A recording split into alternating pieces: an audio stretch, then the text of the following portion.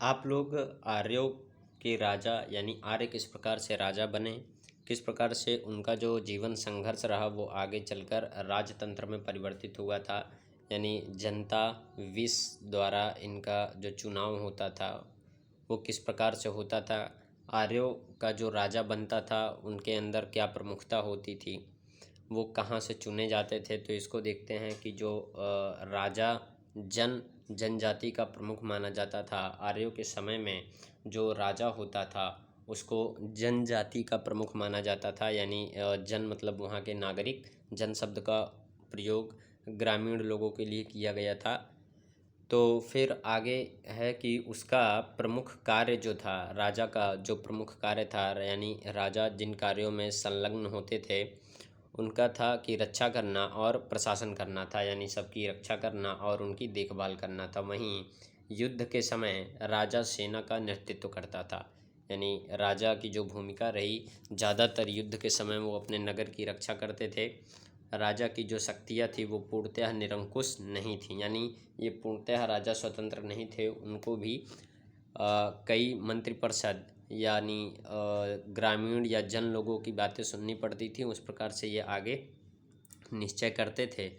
सभा और समिति जैसी संस्थाएं वहाँ पे मौजूद थी जो कि राजनीतिक निर्णयों में महत्वपूर्ण भूमिका निभाती थी। ये जो सभा रही और जो समितियां वहाँ पे थीं, इनकी जो भूमिका रही वो काफ़ी महत्वपूर्ण हमको देखने के लिए मिलती है। वहीं जो राजा है, राजा को प्रजा से बल के रूप में उपहार योगदान प्राप्त होता था और राजा का जो पद था वो धीरे धीरे वंशानुगत स्वरूप की ओर विकसित होने लगा। यानी पहले जो राजा था वो वंशानुगत नहीं था और पूर्णतः स्वतंत्र भी नहीं था, तो उसको वध के काम करना पड़ता था। लेकिन धीरे धीरे आगे आने वाले समय में राजा पूर्णतः अपने गद्दी को वंशानुक्रम बना लिया कि एक राजा के बाद दूसरा ही वहाँ का प्रमुख बनता था।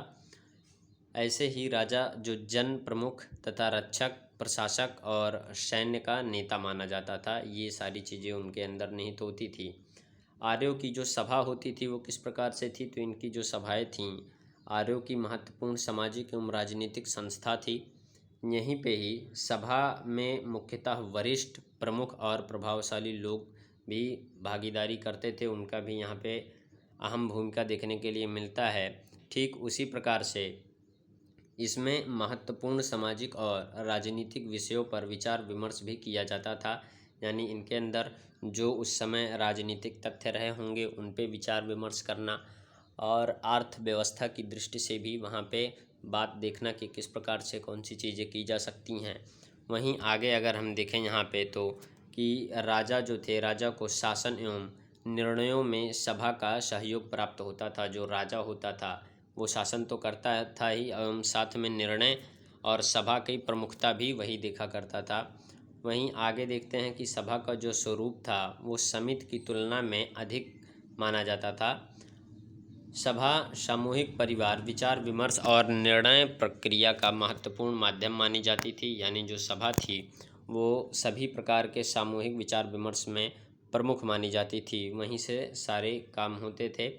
सभा जो थी वो समिति और आर्यों की प्रारंभिक राजनीतिक व्यवस्था की प्रमुख संरचनाएं थीं। यानी आर्य जिनकी राजनीतिक व्यवस्थाएं हुआ करती थी वो सभा पे ही निर्भर थे, उसी से उनके सारे कार्य होने थे। जैसे सभा जो था वो प्रमुख एवं वरिष्ठ सदस्यों की सामाजिक राजनीतिक संख्या थी। यानी यहाँ पे जितने भी सदस्य थे, वरिष्ठ सदस्यों की संख्या को यहाँ पे प्रमुखता में रखा जाता था और राजनीतिक संस्था का प्रमुख ढांचा माना जाता था।